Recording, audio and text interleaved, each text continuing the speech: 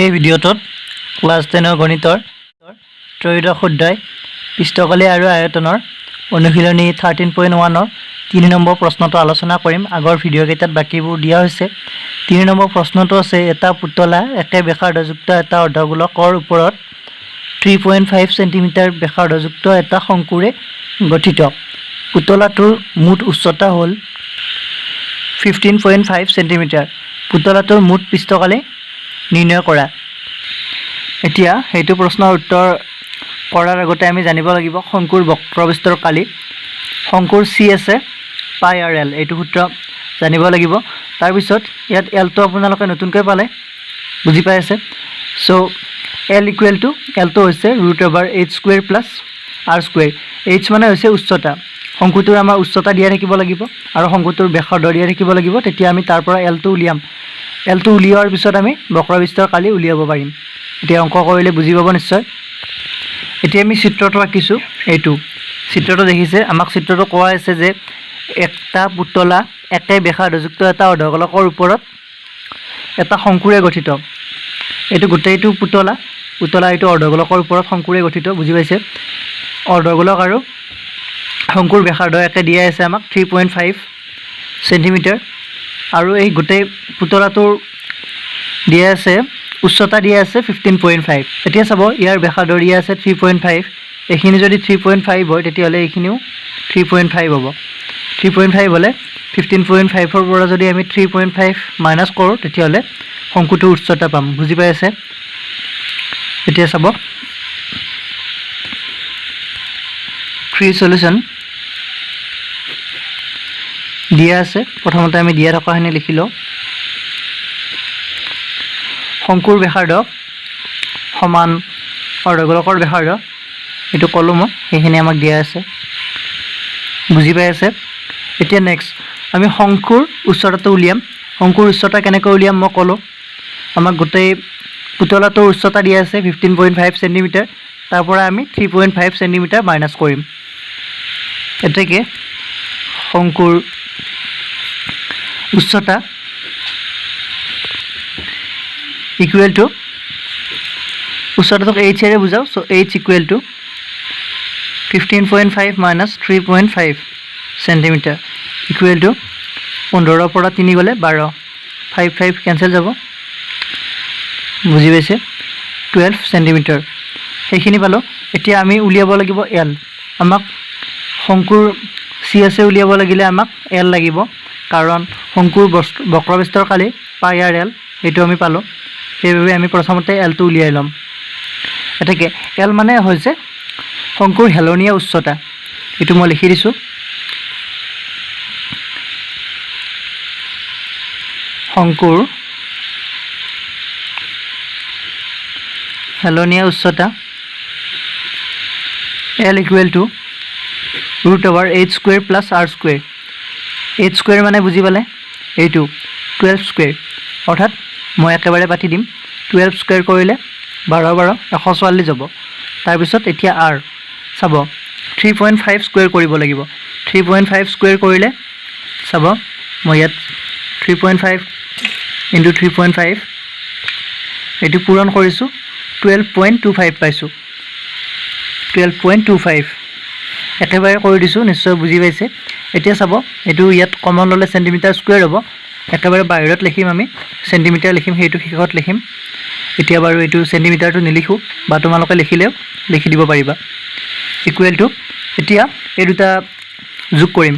যোগ কৰিলে চাব ইয়াত ইয়াৰ দশমিকৰ পিছত 0 আছে, সেইটো আমি জানো। 0 থাকিলে 25, তাৰপিছত 2 4 6, 4 1 5, 156.25 এইটো পালোঁ, বুজি পাইছে। এতিয়া এইটোক আমি বৰ্গমূল উলিয়াম 156.25ৰ। এতিয়া দুটা ল'লোঁ আৰু এই দুটা ল'লোঁ। ইয়াত 1 আছে অকলশৰীয়াকৈ, সেইবাবে প্ৰথমতে আমি 1ক হৰণ কৰিম, একেৰে যাব। 1 × 1 1, 56 নুমাই আনিলোঁ। এতিয়া এই দুটা এটা যোৰা নুমালোঁ, একৰ আগত একটো ডাবল হৈ যাব, চ' 2 হ'ব। 2 হ'লে এতিয়া চাব 56 আছে, 3 বাৰ দিলে 3 3 × 9, 3 2 × 6, 69 হ'ব। সেই 2 বাৰ দিম, 2 বাৰ দিলে ইয়াতো 2 দিব লাগিব 2 2 2 2 গুণ 4 2 2 গুণ 4 44 4 6 4 গলে 2 হ'ব 5 4 গলে 1 এবাৰ 12 তো নাযাব এটো আকৌ 12 আছে 12 ইটো 2 কৰিলে 24 হ'ব এতিয়া এইখিনি নুমালো 25 নুমি আহিলে এতিয়া চাব এতিয়া ইয়াত যদি আমি 0.5 দিও দুইফালে ইয়াতো 0.5 আৰু ইয়াতো 0.5 দিয়াৰ লগে লগে 5 5 গুণ 25 ৰ 5 হাতে গল 2 5 4 গুণ 20 20 2 22 22 ৰ 2 হাতে গল 2 5 2 গুণ 10 10 2 12 পালে এইখিনি মই সাইডত কৰিছো বুজি পোৱাৰ বাবে হয়তো কোনোবাই বুজি নাপাব পাৰে নিশ্চয় বুজি পাইছে আশা কৰিছো এতিয়া এইখিনি পালো আমি 12.5 অৰ্থাৎ এইটো হ'ব 12.5 হেকত সেন্টিমিটাৰটো লিখি দিছো তোমালোকে ইয়াতো লিখি দিব পাৰিবা সেন্টিমিটাৰ আৰু যদি এইটো ৰুট ওভাৰৰ ভিতৰত সেন্টিমিটাৰটো লিখা তেতিয়ালে স্কয়াৰ লিখিবা এটো ভুল নকৰিবা এতিয়া এইখিনি কৰিলো তোমালোকে ইয়াৰ কিবা অল্টাৰনেটিভ সহজ উপায়ত কৰিব যদি বিচাৰা তেতিয়ালে মই আৰু এটা উপায় দি আছো চাব ইয়াত মই লিখি দিছো এটো জাস্ট এইখিনিৰ অল্টাৰনেটিভ ইয়াতে লিখি দিছো তাৰ বাবে বেয়া নাপাবা এতিয়া চাবা এইটো 144 টো আমি ঠিকই ৰাখিছো প্লাস 12.25 এটুক আমি চাব 3.5 হক যদি আমি স্কয়াৰ কৰো এটু পাও 12.25 এটুক আমি 49/4 লিখিব পাৰো এটু যদি তোমালোকে কৰা তেতিয়ালে একেবাৰে সহজ পাবা এটু কৰিব পাৰিবা বা এনেকৈ কৰিলে বেছি ভাল এটু এনেকৈ কৰিব পাৰি অল্টাৰনেটিভ হিচাপে মই এনে দি দিলু 144 প্লাস এটু আমি লসাগু লম চাব সৰি লসাগু ললে 4 4 গুণ 16 6 হাতে গল 1 4 4 গুণ 16 17 ৰ 7 হাতে গল 1 4 4 গুণ 4 4 1 5 576 হ'ব 576 প্লাস এতিয়া চাব ইয়াত 49 তাৰ পিছত আকৌ এটু হ'ব এই ওপৰ দুটা যোগ কৰিলে 9 6 15 ৰ 5 হাতে গল 1 7 4 11 12 2 হাতে গল 1 5 1 6 625/4 হ'ব এতিয়া চাব 625 হক আমি জানো 25 25 গুণ 625 সো 25/4 4 ৰুট ওভাৰ 4 ক আমি 2 বুলি লিখিব পাৰিম এটু লিখিব পাৰিবা এটু আকৌ 12.5 হে হ'ব বুজি পাইছা এনেকুৱা আকৌ কৰিব পাৰিবা কিন্তু এনেকুৱা নকৰিলে বেছি ভাল জাস্ট মই এটু মনত আহিলে এটু আমি এনেকৈ বনাব পাৰো হেবাবে কলো আশা কৰিছো বুজি পাইছা এতিয়া আমি পুতলাটোৰ মুঠ পৃষ্ঠকালি উলিয়াম এতেকে পুতলাটোৰ মুঠ পৃষ্ঠকালি মানে বুজি পাইছে টি আছে সি আছে টি আছে টু মুঠ পৃষ্ঠকালি ইকুৱেল টু অৰ্ধগোলকৰ বক্ৰপৃষ্ঠকালি প্লাস শংকুৰ বক্ৰপৃষ্ঠকালি হ'ব এতিয়া অৰ্ধগোলকৰ সি আছে বুলি লিখিছো সি আছে বুলি লিখাৰ লগে লগে সময় বহুখিনি ৰাই হ'ব তোমালোকে তেনেকৈ লিখিবা পৰীক্ষাত কিতাপতো এনেকুৱা কৈ আছে লিখিব পাৰিবা প্লাস শংকুৰ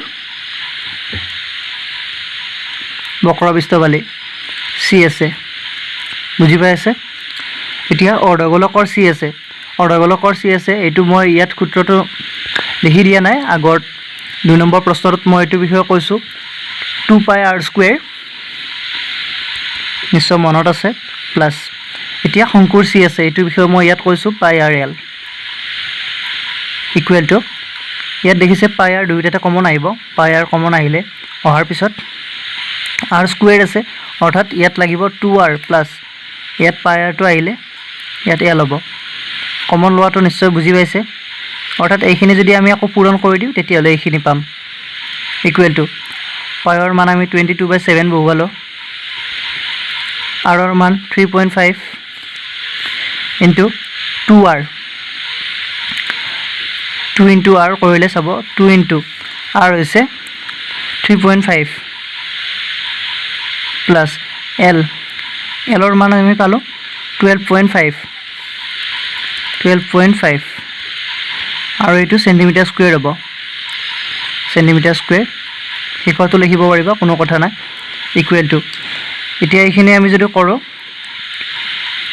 22 ইনটু হাতেৰে যদি 35 ক হৰণ কৰো 0.5 হ'ব ইনটু আৰু এটো যদি আমি পূৰণ কৰোঁ চাব 3.5 আছে 2 পূৰণ কৰিলে এইটো 7 হ'ব 7 প্লাছ 12.5 কৰিব লাগিব 12.5 প্লাছ 7 কৰিলে এইখিনি যোগ কৰিবলৈ চাব 5.19 হ'ব সেন্টিমিটাৰ স্কয়াৰ বুজি পাই আছে ইকুৱেল টু এতিয়া যদি আমি এইখিনি পূৰণ কৰোঁ 5 দুগুণ 10 10ৰ 0 হাতে গ'লে